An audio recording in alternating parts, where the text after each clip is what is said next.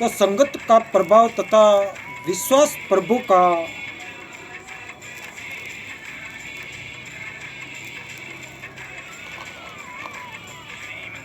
तो एक गांव में एक व्यक्ति के विवाह को 10-12 वर्ष हो चुके थे। संतान नहीं हुई थी। उसी गांव से बाहर लगभग 2 किलोमीटर की दूरी पर एक आश्रम था। उस उसमें एक सिद्ध संत रहता था। वह गांव में से भिक्षा मांग कर लाता था। उसको 3-4 या अधिक दिन खाता रहता था। एक दिन वह उस घर से भिक्षा लेने गया जिस व्यक्ति को कोई संतान नहीं थी। स्त्री पुरुष दोनों ने साधु जी से पुत्र प्राप्ति के लिए चरण पकड़कर प्रार्थना की कि साधु जी ने कहा कि एक शर्त पर संतान हो सकती है। स्त्री पुरुष ने पूछा कि बताओ साधु जी ने कहा कि प्रथम पुत्र उत्पन्न होगा। 2 वर्ष होने के पश्चात मुझे चढ़ाना होगा। उस मैं अपना उत्तराधिकारी बनाऊंगा। आपको मंजूर हो तो बताओ। उसके पश्चात लड़की होगी, फिर एक पुत्र होगा। दोनों ने उस शर्त को स्वीकार कर लिया। साधु के आशीर्वाद से 10वें महीने में पुत्र हुआ। 2 वर्ष का होने पर जय स्वामीनारायण प्रभु, जय स्वामीनारायण।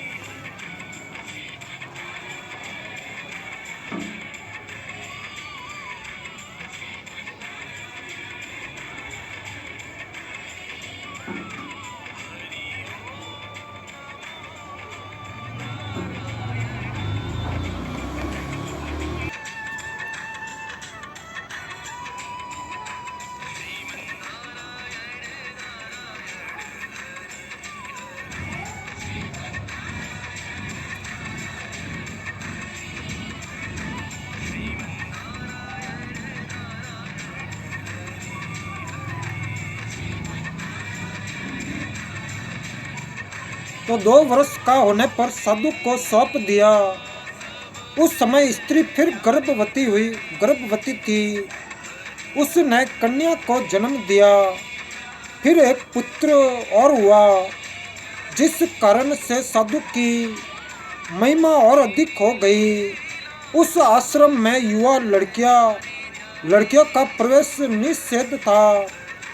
जब वह लड़का 16 वर्ष का हुआ तो एक दिन गुरुजी को छाती में स्तन के पास फोड़ा हो गया, जिस कारण साधु जी दर्द के कारण व्याकुल रहने लगा। जड़ी बूटी बनाकर उस फोड़े पर लगाई। 4-5 दिन में वह फोड़ा फूट कर ठीक हुआ। तब साधु सामान्य हुआ।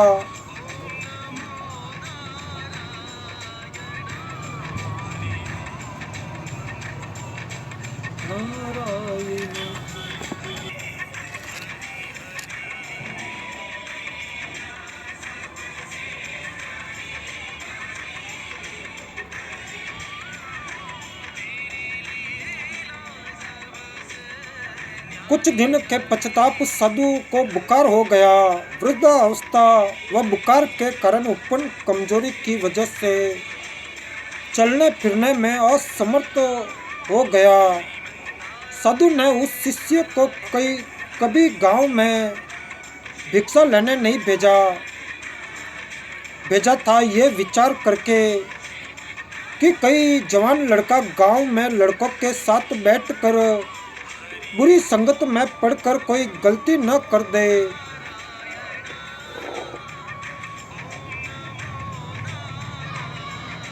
कई विवाह करने की प्रेरणा न हो जाए।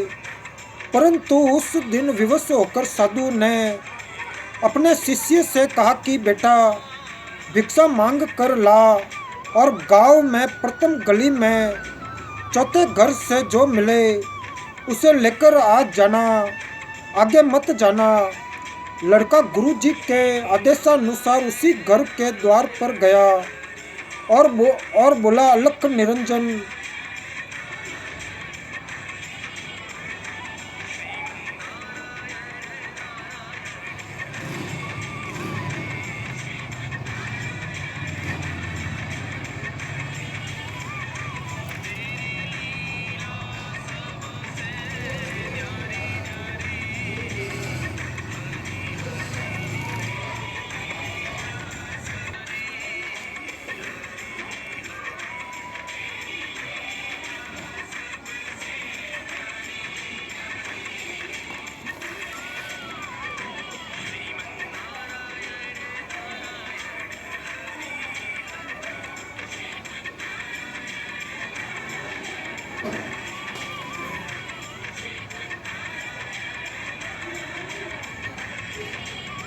जय स्वामीनारायण प्रभु, जय स्वामीनारायण।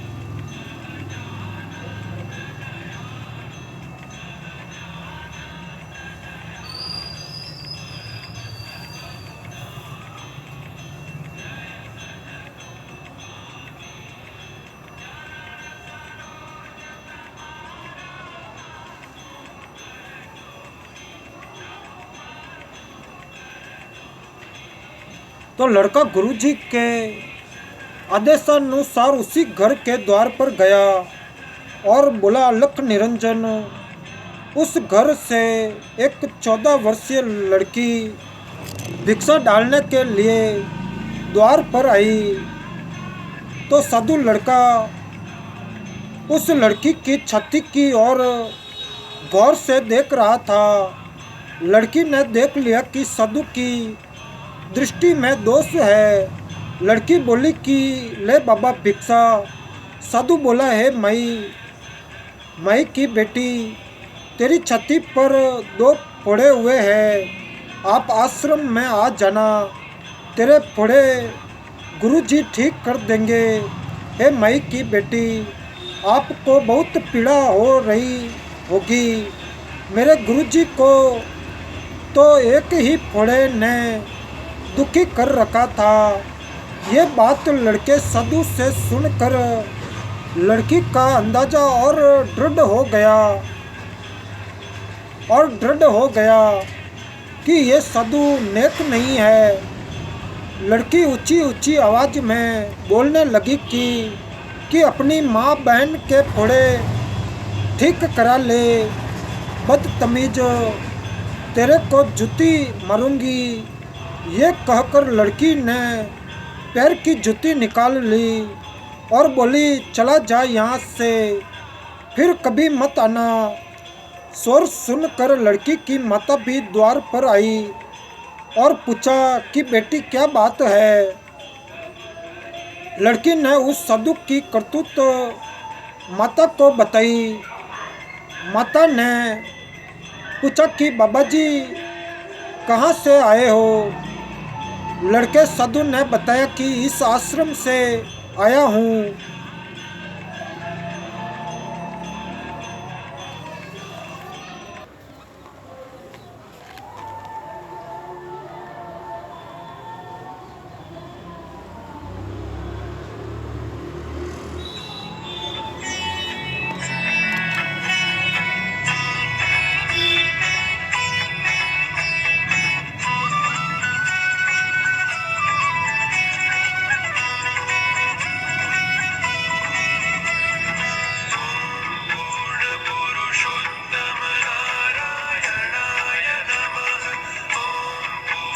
पुरुषोत्तम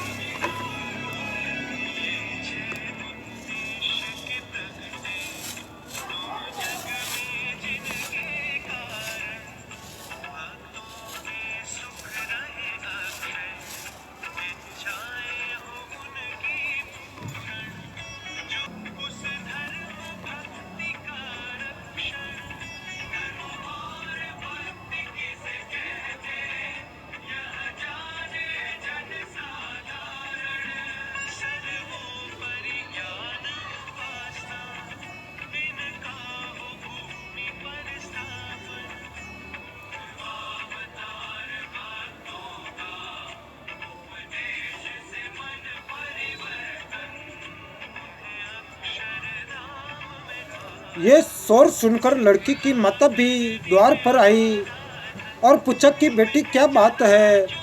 लड़की ने उस साधु की करतूत माता को बताई। माता ने पूछा कि बाबा जी कहाँ से आए हो। लड़के साधु ने बताया कि इस आश्रम से आया हूँ। मेरे गुरुजी बीमार हो गए हैं, चलने फिरने में असमर्थ है, इसीलिए पहली बार मुझे भिक्षा लाने भेजा है। मैं उनका शिष्य हूँ।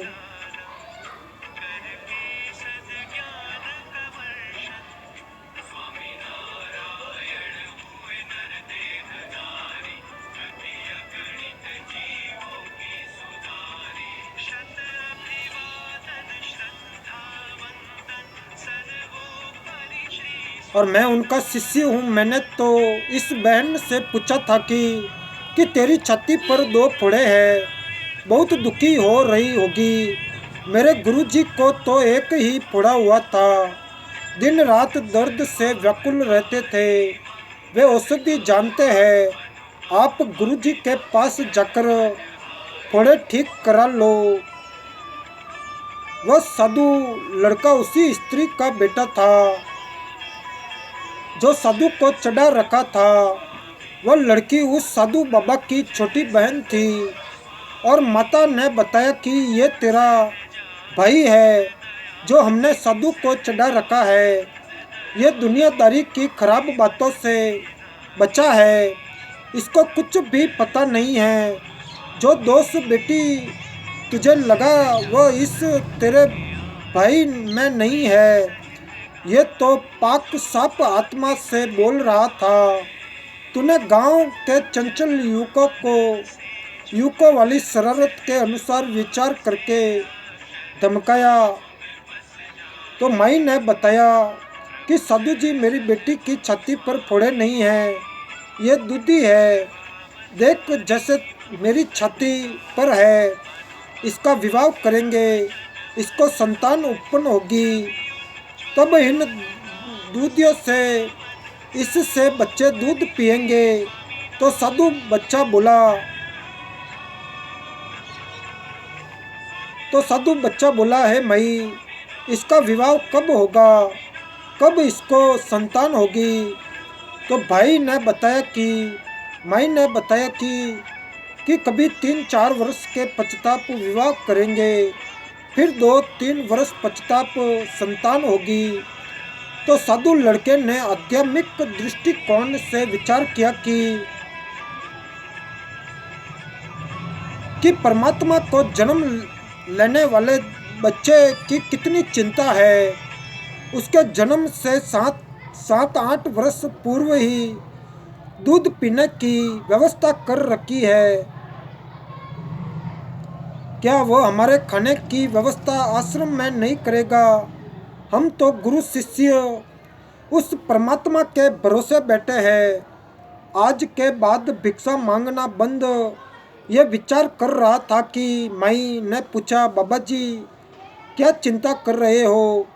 साधु बोला कि माई चिंता समाप्त। यह कहकर भिक्षा सहित झोली थैली गली में फेंक कर आश्रम खाली हाथ आया। तो गुरुजी ने पूछा कि भिक्षा क्यों नहीं लाया?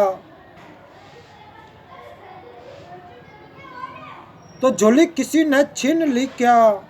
लड़के ने बताया कि गुरुजी, जब परमात्मा बच्चे के जन्म लेने से 7-8 वर्ष पूर्व ही सर्व खाने की व्यवस्था करता है तो क्या अपनी आश्रम में नहीं करेगा?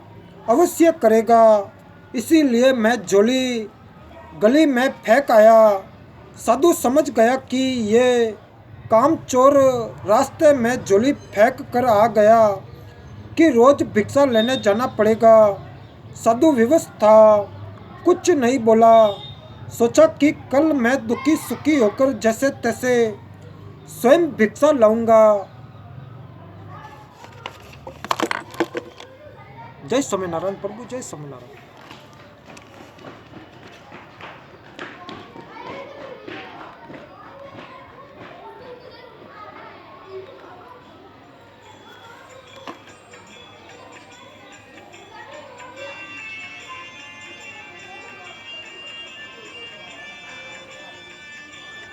जब साधु बालक झोली तथा भिक्षा गली में फेंक कर आश्रम में चला गया तो परमात्मा ने नगर के कुछ व्यक्तियों में प्रेरणा की कि बड़े बाबा अस्वस्थ है और छोटे बाबा को किसी ने कुछ कह दिया। वह भिक्षा व झोली दोनों फेंक कर चला गया। साधु भूखा है और बच्चा भी भूखा रहेगा। ये विचार करके अच्छा भोजन तैयार किया। खीर फुलके दाल बनाकर पहले एक लेकर पहुंचा और साधु से कहा कि छोटा बाबा जी किसी के कहने पर रुष्ट होकर भिक्षा नहीं लाया और झोली भिक्षा फेंक आया। आप भोजन खाओ। तो साधु ने कहा कि पहले बालक को खिलाओ। बालक बोला कि पहले गुरुजी खाएंगे, फिर चला खाएगा। तो साधु भोजन खाने लगा। इतने में दूसरा हलवा पूरी छोले लेकर आ गया। इस प्रकार लगभग 10 व्यक्ति गांव के यही विचार करके भोजन लेकर आश्रम में पहुँचे। तो चेला बोला कि वाह भगवान, हमें पता नहीं था कि आप कितने अच्छे हो। इसीलिए आपके नाम की चिंता, कम भोजन है। जय स्वामीनारायण प्रभु, जय स्वामीनारायण।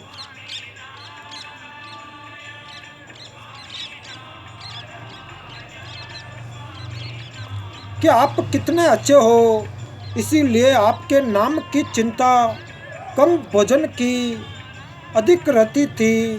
तो गांव वालों ने नंबर बांध लिया कि एक दिन एक घर से साधुओं का भोजन भेजा जाए और ऐसा ही हुआ।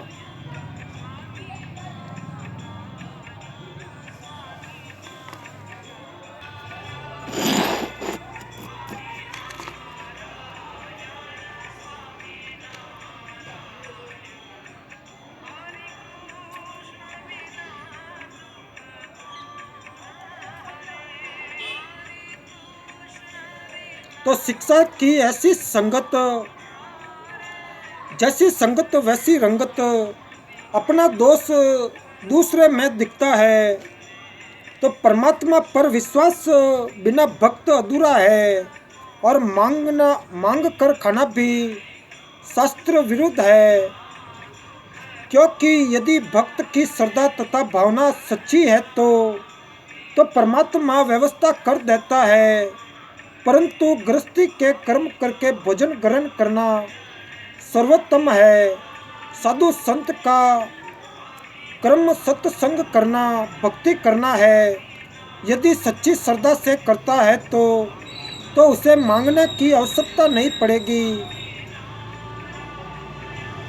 तो संत गरीबदास जी ने परमात्मा कबीर जी से प्राप्त ज्ञान से अपनी अमृतवाणी में कहा है कि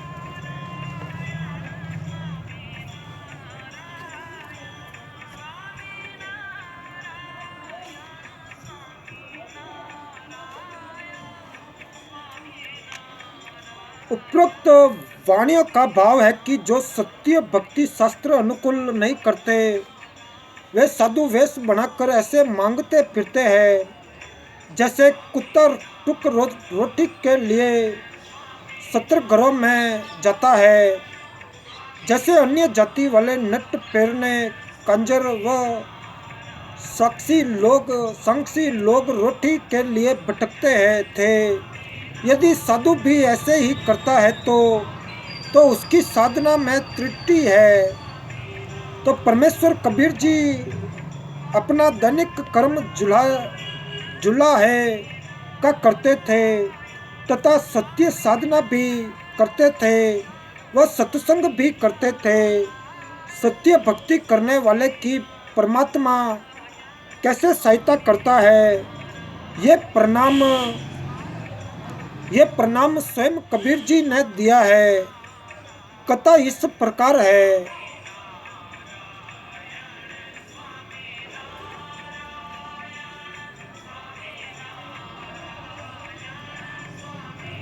तो शक्त की जब मुसलमानों का मुख्य पीर था, जो पहले से ही परमेश्वर कबीर जी से खार खाए था, अर्थात पहले से ही ईर्ष्या करता था। सर्व ब्राह्मणों तथा मुल्क काजियों व शक्त की ने मजलिस मीटिंग करके षड्यंत्र के तहत योजना बनाई कि कबीर निर्धन व्यक्ति है और इसके नाम से पत्र भेज दो कि कबीर जी काशी में बहुत बड़े सेठ है और उनका पूरा पता है कबीर पुत्र नूर अली अंसारी जुलाहो वाली कॉलोनी काशी शहर।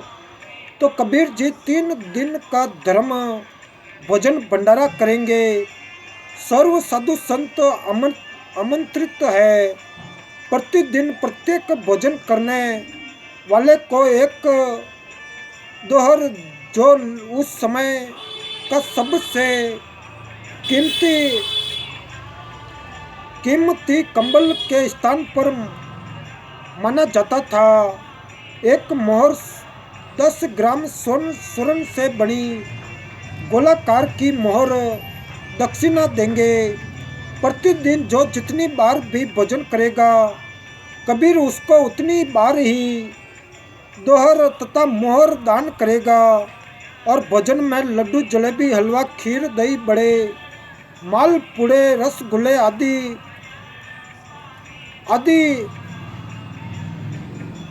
आदि सब मिष्ठान खाने को मिलेंगे। सूखा सीधा आटा, चावल, दाल आदि सूखे जो बिना पकाए हुए घी बुरा भी दिया जाएगा। एक पत्र शक्त की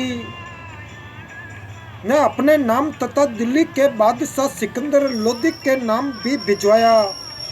निश्चित दिन से पहले वाली रात्रि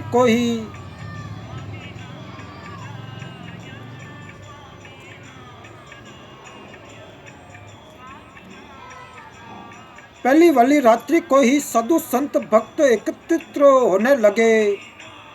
अगले दिन भंडारा होना था और परमेश्वर कबीर जी को संत रविदास जी ने बताया कि आपके नाम के पत्र लेकर लगभग 18 लाख साधु संत व भक्त काशी शहर में आए हैं, भंडारा खाने के लिए आमंत्रित है। कबीर जी अब तो अपने को काशी त्याग कर कहीं और जाना पड़ेगा। कबीर जी तो जानी जान थे, फिर भी अभिनय कर रहे थे। बोले, रविदास जी झोपड़ी के अंदर बैठ जा, शकल लगा ले, अपने आप झक मार कर चले जाएंगे, हम बाहर निकलेंगे ही नहीं। तो परमेश्वर कबीर जी अपनी राजधानी सतलोक में पहुँचे।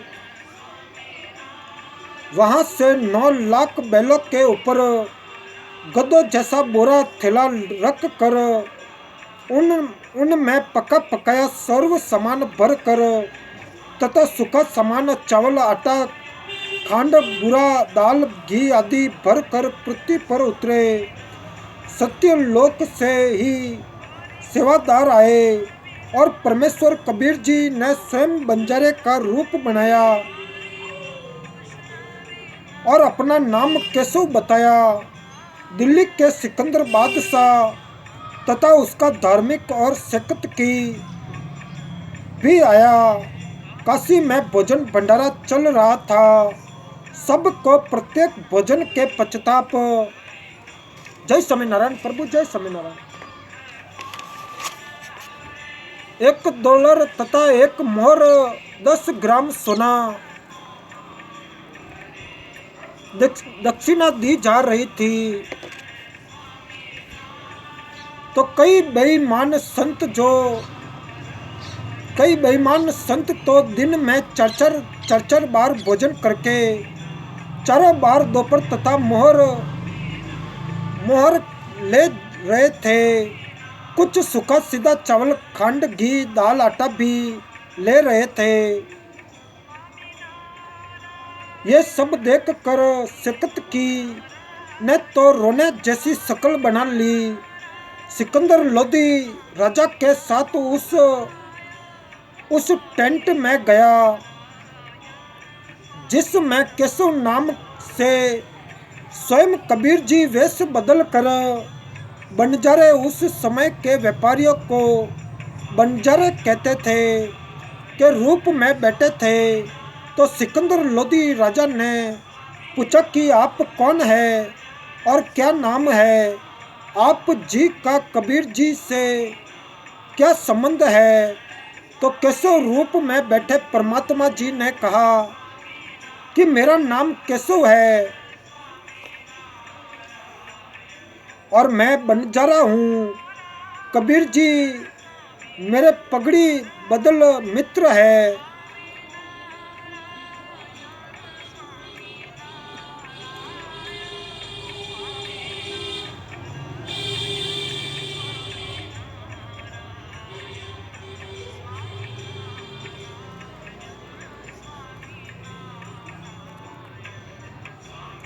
कबीर जी मेरे पगड़ी बदल मित्र है और मेरे पास उनका पत्र गया था कि एक छोटा सा भंडारा भोजन कराने का आयोजन यानी लंगर का आयोजन करना है, कुछ सामान लेते आइएगा।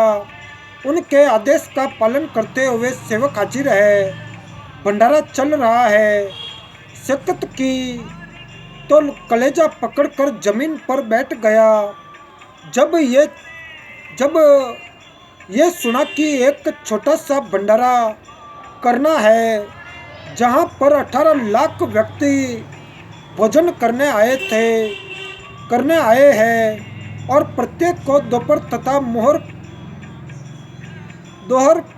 मोहर और आटा, दाल, चावल, घी, खांड भी सूखा सीधा रूप में दिए जा रहे हैं। इसको छोटा सा भंडारा कर रहे हैं, परंतु ईर्ष्या की अग्नि में जलता हुआ विश्राम गृह में चला गया जहां पर राजा ठहरा हुआ था। तो सिकंदर लोदी ने केशव से पूछा, कबीर जी क्यों नहीं आए? तो केशव ने उत्तर दिया कि उनका गुलाम जो बैठा है उनको तकलीफ उठाने की क्या आवश्यकता है। जब इच्छा होगी आ जाएंगे। ये भंडारा तो 3 दिन चलना है। तो सिकंदर लोधी हाथी पर बैठकर अंगरक्षकों के साथ कबीर जी की झोपड़ी पर गए। हाथी से उतरकर राजा ने दरवाजे पर दस्तक दी। कहा, परवरदिगार, दरवाजा गेट खोलो, आपका बच्चा सिकंदर आया है। तो कबीर परमेश्वर जी ने कहा, हे राजन, कुछ व्यक्ति मेरे पीछे पड़े हैं। प्रतिदिन कोई न कोई नया षड्यंत्र रच कर परेशान करते हैं। जय स्वामीनारायण प्रभु, जय स्वामीनारायण।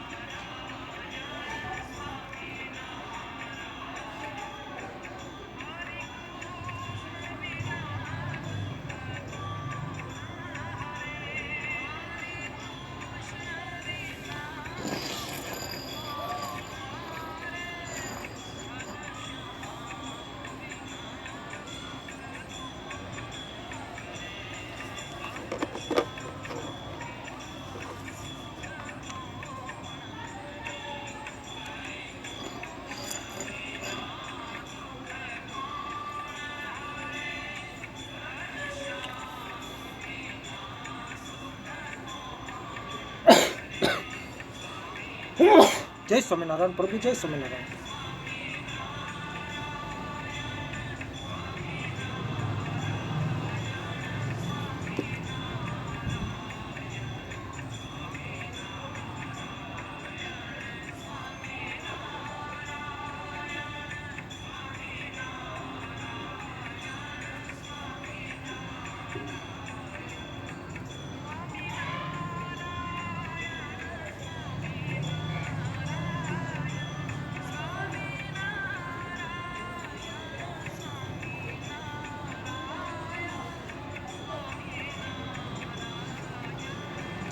कि आपका बच्चा सिकंदर आया है। तो कबीर परमेश्वर जी ने कहा कि हे राजन, कुछ व्यक्ति मेरे पीछे पड़े हैं। प्रतिदिन कोई न कोई नया षड्यंत्र रच कर परेशान करते हैं।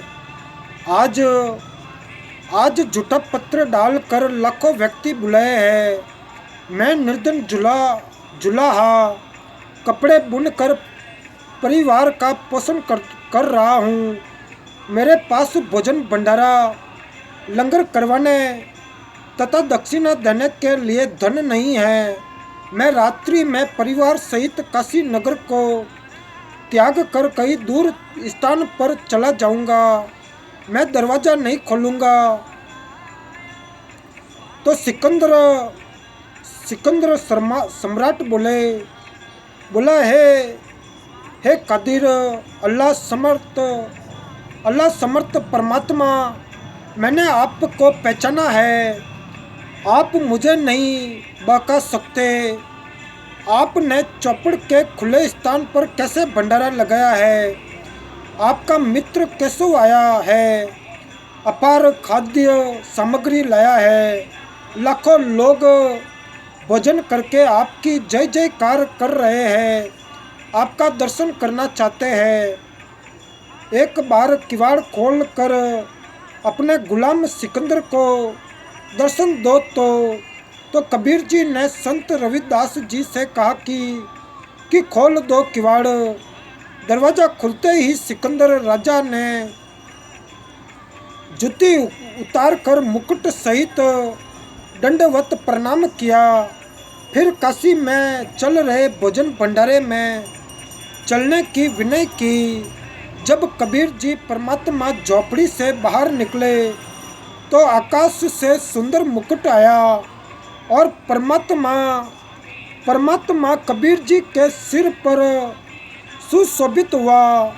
तथा आसमान से सुगंधित फूल बरसने लगे।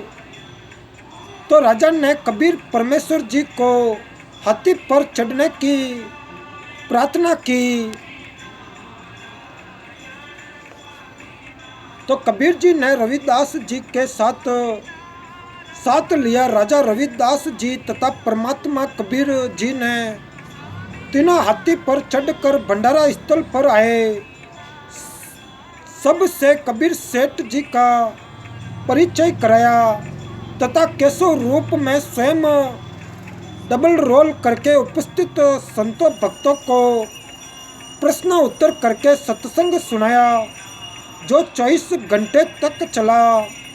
कई लाख संतों ने अपनी गलत भक्ति त्याग कर कबीर जी के दीक्षा ली, अपना कल्याण कराया।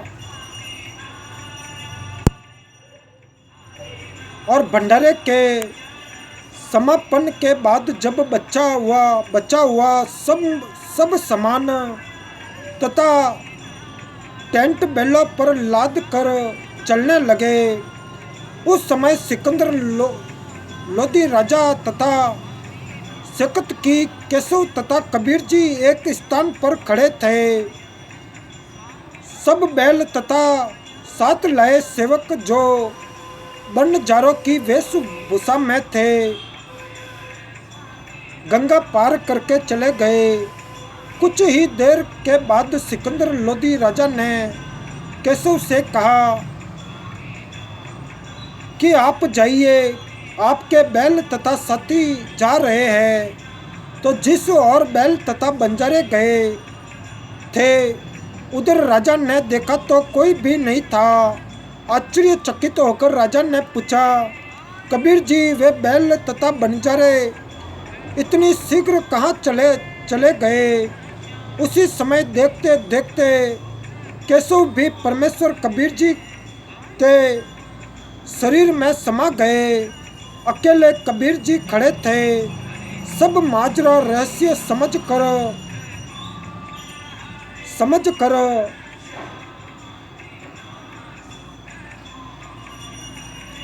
सिकंदर लोधी राजा ने कहा कि कबीर जी, ये सब लीला आपकी ही थी, आप स्वयं परमात्मा हो। शक्त के तो तन मन में ईर्ष्या की आग लग गई। कहने लगा, ऐसे ऐसे भंडारे हम 100 कर दे, पर ये क्या भंडारा किया है, महोत्सव किया है। महोत्सव उस अनुष्ठान को कहते हैं जो किसी गुरु द्वारा किसी वृद्ध की गति करने के लिए थोपा जाता है। उसके लिए सब घटिया सामान लगाया जाता है। जग जोनार करना उस अनुष्ठान को कहते हैं जो विशेष खुशी के अवसर पर किया जाता है, जिसमें अनुष्ठान करने वाला दिल खोल कर रुपये लगाता है। तो संत गरीबदास जी ने कहा है कि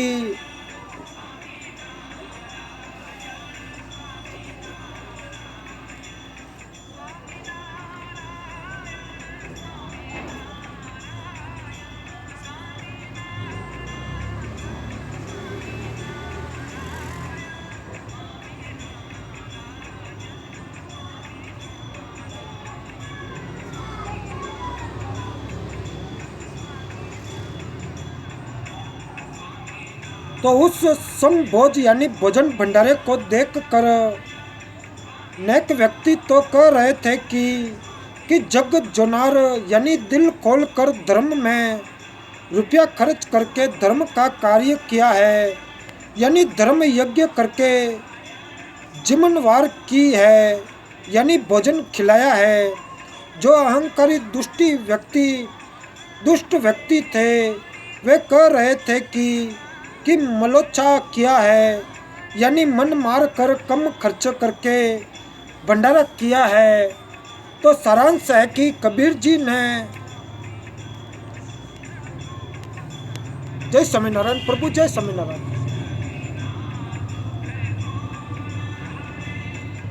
तो कबीर जी ने भक्तों का उदाहरण दिया है कि यदि आप मेरी तरह सच्चे मन से भक्ति करोगे तथा ईमानदारी से निर्वाह करोगे तो परमात्मा आपकी ऐसे सहायता करता है। तो भक्त ही वास्तव में सेठ अर्थात धनवंता है। भक्त के पास दोनों धन है। संसार में जो चाहिए वह भी धन भक्त के पास होता है तथा सत्य साधना रूपी धन भी भक्त के पास होता है। जय स्वामीनारायण प्रभु, जय स्वामीनारायण।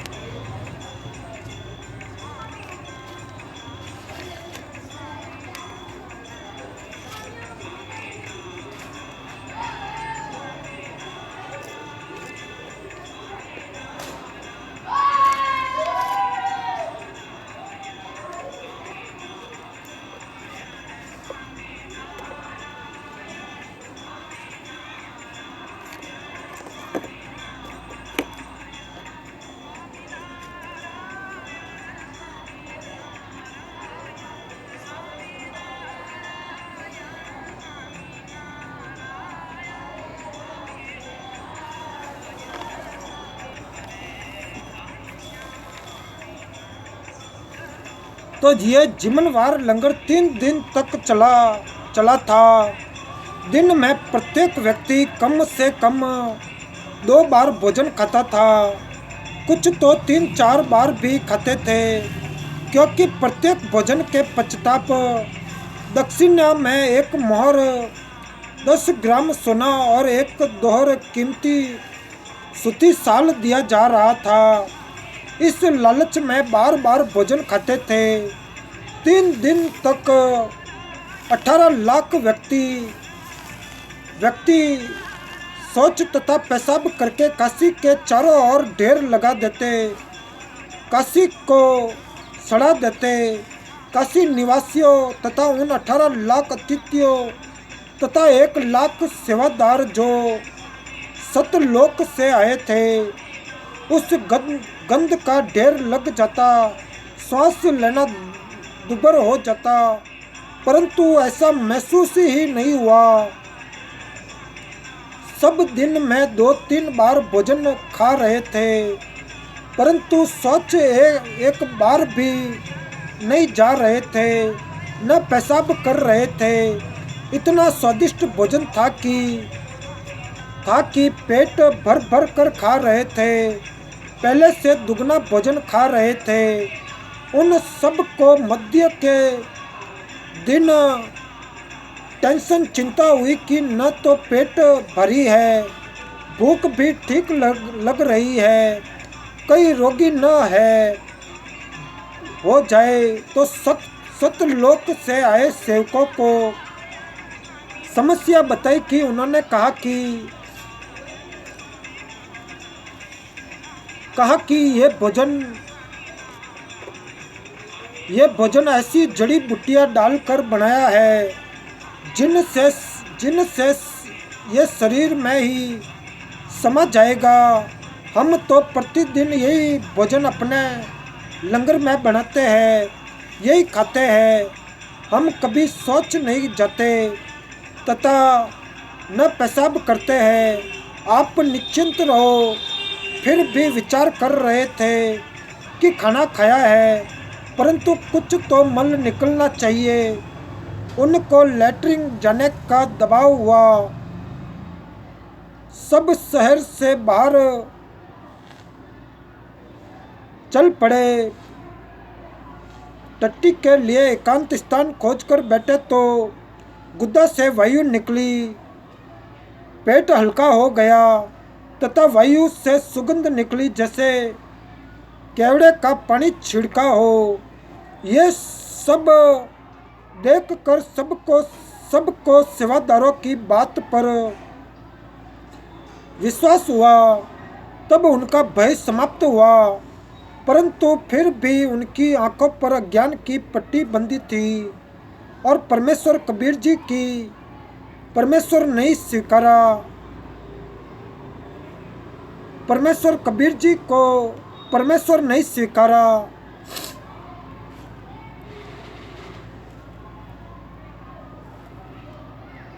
पुराणों में भी प्रकरण आता है कि अयोध्या के राजा ऋषभदेव जी राज त्याग कर जंगलों में साधना करते थे। उनका भोजन स्वर्ग से आता था। उनके मल पाखाने से सुगंध निकलती थी। आसपास के क्षेत्र के व्यक्ति इसको देखकर आश्चर्यचकित होते थे। इसी तरह सत्यलोक का आहार करने से केवल सुगंध निकलती है, मल नहीं। स्वर्ग से तो सत्यलोक की नकल है, जो नकली है।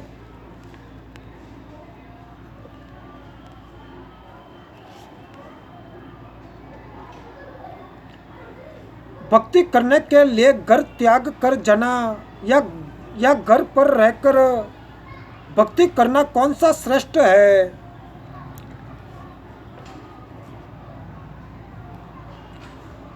तो शास्त्र विधि अनुसार पूर्ण गुरु से दीक्षा लेकर भक्ति मर्यादा व निर्वाह करते हुए आज जीवन साधना करने से मोक्ष होगा। यदि घर त्याग कर वन में चले गए तो भोजन के लिए फिर गांव या शहर में गृहस्थी के द्वार पर आना होगा। गर्मी सर्दी बारिश से बचने के लिए कोई कुटी बनानी पड़ेगी, वस्त्र भी मांगने पड़ेंगे। वह फिर घर बन गया। इसीलिए घर पर रहो, सत्य साधना करो। मोक्ष निश्चित है। विवाह हो या ना हो, दोनों ही भक्ति करके मोक्ष प्राप्त कर सकते हैं। कई व्यक्ति कहते हैं कि भक्ति ब्रह्मचर्य जीवन में ही हो सकती है। तो इसका भी उत्तर है कि सत्य साधना शास्त्र अनुसार करके दोनों मोक्ष प्राप्त कर सकते हैं। हम मानते हैं कि भक्त ध्रुव जी तथा भक्त प्रहलाद जी ने मोक्ष प्राप्त किया है। इन दोनों ने विवाह कराया था, बच्चे भी थे। प्रहलाद जी का पुत्र बेलोचन था और पोता राजा बलि था, जिसने 100 यज्ञ की थी। तो भगवान ने 52 रूप धारण करके 3 कदम जमीन दक्षिणा में मांगी थी। जो कहते हैं कि ब्रह्मचारी पुरुष ही मोक्ष के अधिकारी है। तो विचार करें कि हिंजड़े खुसरे तो सदा ही ब्रह्मचारी है, तो वे तो और अधिक अधिकारी हुए। सत्य साधना करने से हिंजड़े ब्रह्मचारी गृहस्थी तथा स्त्री सब मोक्ष प्राप्त कर लेते हैं। तो संत गरीबदास जी ने कबीर जी के ज्ञान को बताया है कि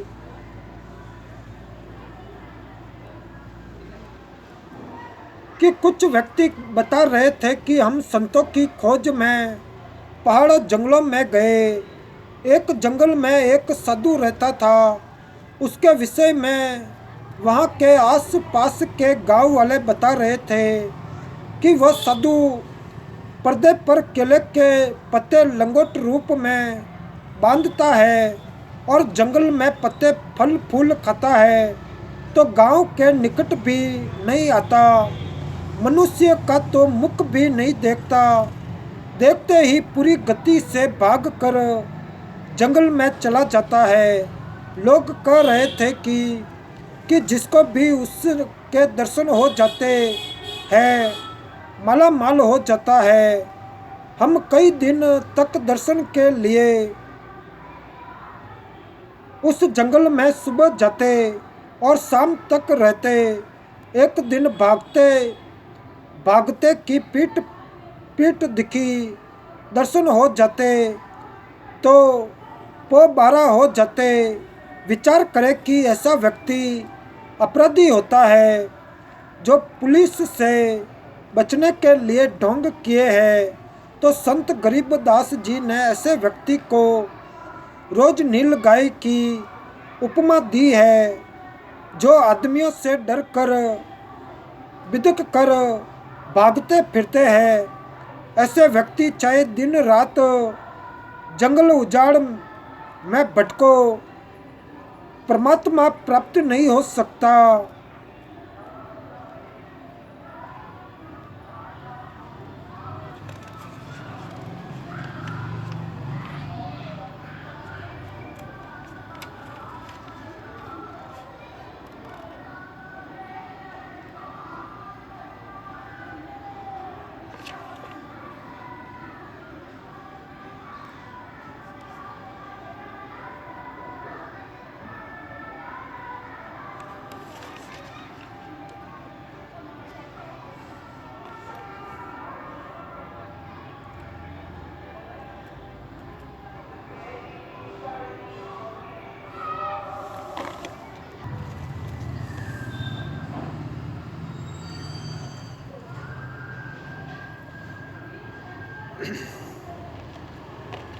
तो गांव बैरी जिला जज्जर प्रांत हरियाणा में एक हर लाल नाम का जाट किसान था जो धार्मिक प्रवृत्ति का था।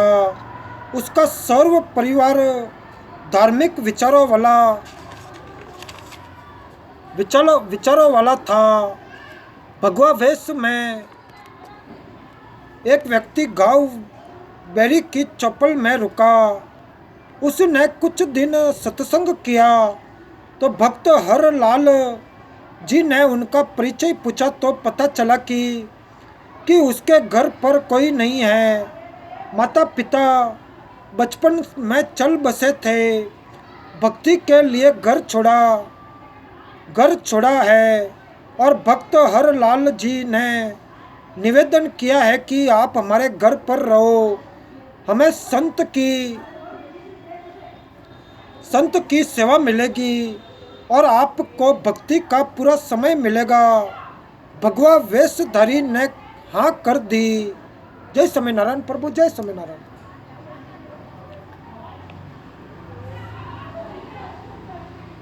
तो भक्त हर लाल जी के दो मकान थे। एक में स्त्रियां रहती थी, दूसरा कुछ दूरी पर था जिसमें पशु बांधते थे तथा पुरुष सदस्य रहते थे जिसे घर या पोली कहते हैं। इस पोली के ऊपर एक चौबारा था।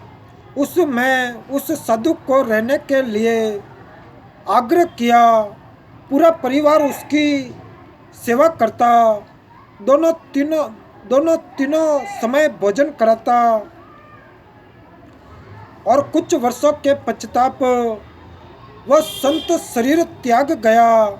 उसका अंतिम संस्कार करके उसकी यादगार अपने खेत में बना दी। तो श्री हर लाल जाट जी बैलगाड़ी के द्वारा व्यापारियों का सामान एक मंडी से दूसरी मंडी में किराए पर लाता ले जाता था। जैसे वर्तमान में ट्रक या कैंटर आदि से भाड़े पर माल एक मंडी से दूसरी मंडी में लाते ले जाते हैं। सन 1750 के आसपास का समय था। सब बैलगाड़ियों द्वारा शक्कर, बुरा चावल, गेहूँ, ज्वार, गुड़, बाजरा, ग्वार आदि को भाड़े पर ढोते थे। बेरी से नजफगढ़ की मंडी का रास्ता गांव छुआनी से होकर जाता था। तो श्री हर लाल जी का एक बैल गोरे रंग का था जो कामचोर था। गाड़ी में चलते चलते कुछ देर बाद बैठ जाता। उसको डंडों से मारपीट करके उठाया जाता, कुछ दूरी पर फिर बैठ जाता। यह सिलसिला चलता रहा। एक दिन गर्मियों के मौसम में सुबह के लगभग 4 बजे तो श्री हर लाल जी नजफगढ़ की मंडी से गाड़ी भरकर लौट रहा था। गांव छुआनी के पास एक कुएं से कुछ दूरी पर वह बैल बैठ गया। और हरलाल जी उसको डंडा मारने लगा। तो उस कुएं पर गांव छुआनी के संत गरीबदास जी स्नान कर रहे थे। उन्होंने कहा कि हे हरलाल, मत मार, गौ का जया है। तो संत गरीबदास जी जाट किसान थे और साधारण वेशभूषा जो हरियाणा की थी, धोती कुर्ता पहनते थे। हरलाल जी बोले बोले कि भाई, इसने मेरा खून पी रखा है, आधा मील चलता है, बैठ जाता है। तो संत गरीबदास जी उस बैल के पास गए और उसके कान में कुछ बोला। उसी समय वह गोरा बैल तुरंत खड़ा हो गया और संत गरीबदास जी बोले कि अब यह बैल ठीक से चलेगा। तो श्री हरलाल जी को विश्वास नहीं हुआ, गाड़ी लेकर चल पड़ा। वह गोरा बैल दूसरे बैल से भी तेज गति से चलने लगा।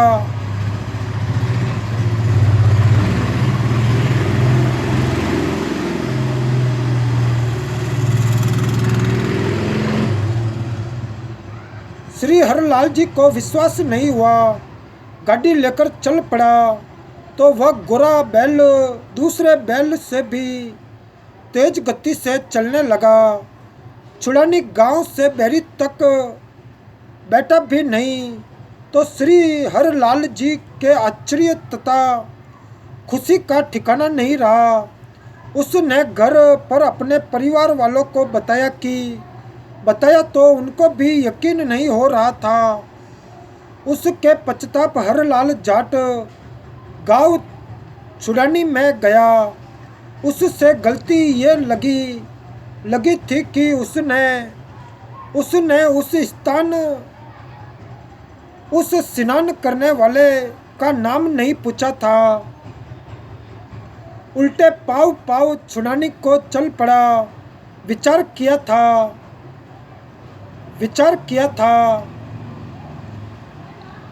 था कि शायद प्रतिदिन उसी समय स्नान करने आता होगा। इसीलिए सुबह 4 बजे उसी कुएं पर पहुंचा। तो संत गरीबदास जी ने पूछा कि हे हरलाल भाई, उस बैल के बारे में जानने आए हो क्या? हरलाल जी ने कहा कि आपसे कुछ नहीं छुपा है, मैं आपसे यही जानने आया हूँ कि आपने क्या जादू कर दिया। वह बैल तो दूसरे बैल से भी तेज चलता है। तो संत गरीबदास जी ने पूछा कि ये बता, आपके चौबारे में एक साधु रहता था, उसका क्या हाल है? मैं एक दिन उससे मिलकर आया था। उस दिन आप गाड़ी लेकर कहीं गए हुए थे। तो हरलाल जी ने बताया कि वह तो 4 वर्ष पहले चोला त्याग गया। उसकी यादगार मंडी भी बना रखी है। तो संत गरीबदास जी ने कहा कि ये गोरा बैल वही पाखंडी बाबा है। मैंने उससे ज्ञान चर्चा की थी, उसको समझाया था कि आपकी भक्ति गलत है। आप भक्ति भी नहीं करते हो, खाते हो और सो जाते हो। तो परमात्मा के दरबार में जब लेखा होगा तब आपको पता चलेगा कि जो खा रहे हो ये देना पड़ेगा।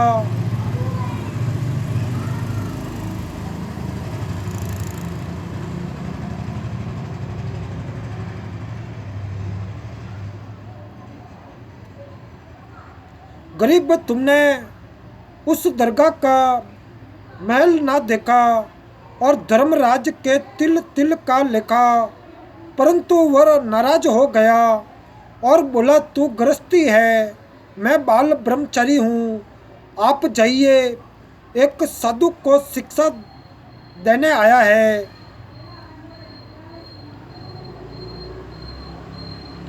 तो कबीर जी ने कहा कि अभिमानी व्यक्ति राम नाम की चर्चा से खिंच जाता है, फिर कोढ़ कुष्ठ रोग लग कर गल कर मर जाता है। अगला जन्म सूअर का प्राप्त करके गंध खाता है, तो सूअर की नाक भी गंध में डूबी रहती है। इस प्रकार का कष्ट वह प्राणी उठाता है, और जो भक्ति नहीं करता या नकली संत बनकर जनता में फोकट महिमा बनाता है। हे हरलाल, मैंने उसके कान में बताया था कि वह दिन याद कर, मैंने क्या कहा था, आप माने नहीं थे।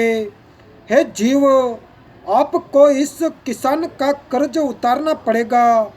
लट खाकर उतार, चाहे राजी खुशी उतार, वैसे पीछा नहीं छूटेगा।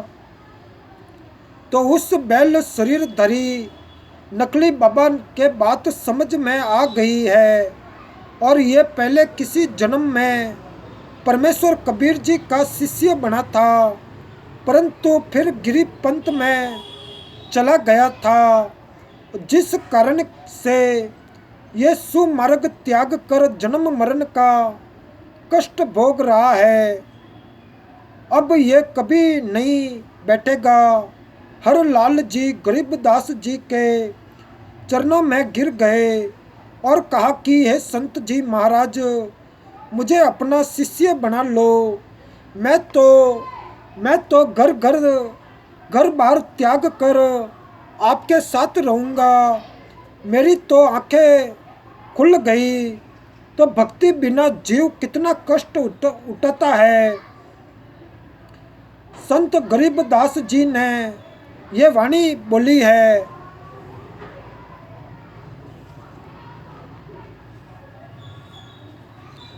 कि परमात्मा प्राप्ति के लिए घर त्यागने की आवश्यकता नहीं है। अपना खेती का कार्य तथा गाड़ी बहाने ट्रांसपोर्ट का कार्य खुशी खुशी करो, खुशी खुशी करो, पर रहो परमात्मा की भक्ति जो मैं बताऊं वह करते रहो। आप सही भक्त कहलाओगे। ये प्रणाम। तो संत गरीबदास जी ने कहा कि जो सत्य साधना के सत्य मंत्र मैं आपको दूंगा, उनका जाप खाते पीते जागते समय, यानी सुबह सोकर उठो, कुछ समय जाप करो, सोने से पूर्व कुछ समय जाप करो, बैठते समय फिर उठते समय परमात्मा का नाम जाप करो। इस प्रकार घर का कार्य भी होता है और स्मरण भी। जैसे गांव में देखते हैं कि लोग सारा दिन ताश खेलते हैं, हुक्के पर वक्त जाया करते हैं, राजनीति की बातें या किसी व्यक्ति की निंदा की चर्चा या सॉन्ग सिनेमा देखने में समय नष्ट करते हैं। उस समय को परमात्मा की भक्ति तथा सत्संग चर्चा सुनने में सदुपयोग करें तो मोक्ष संभव है। तो श्री हरलाल जाट की दीक्षा लेकर घर आया और घर वालों को सब बात बताई कि उस नकली बाबा की यादगार समाधि तोड़ फेंकी और पूरे परिवार को छुड़ाने ले गए और संत गरीबदास जी से दीक्षा दिलाई, तो अपना तथा अपने परिवार का कल्याण कराया। तो संत गरीबदास जी के आदेश से उस गोरे बैल को कभी गाड़ी या हल नहीं जोता, उसको सब पशुओं से भिन्न कमरे में बांध कर अच्छा चारा खिलाया।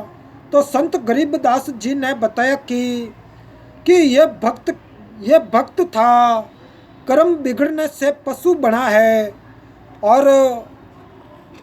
और इससे काम ना ले, इससे काम ना ले।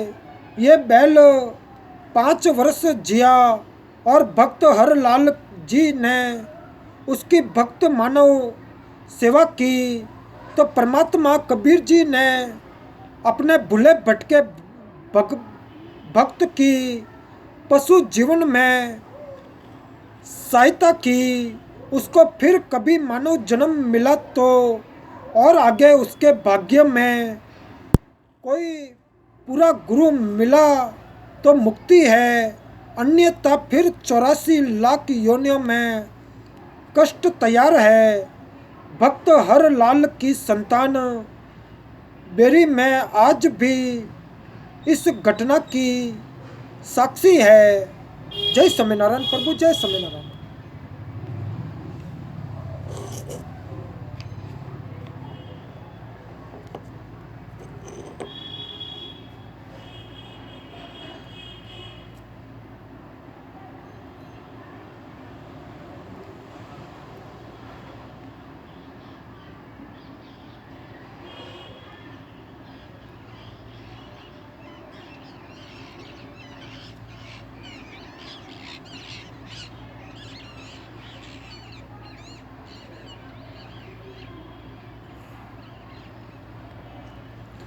जय स्वामीनारायण प्रभु, जय स्वामीनारायण।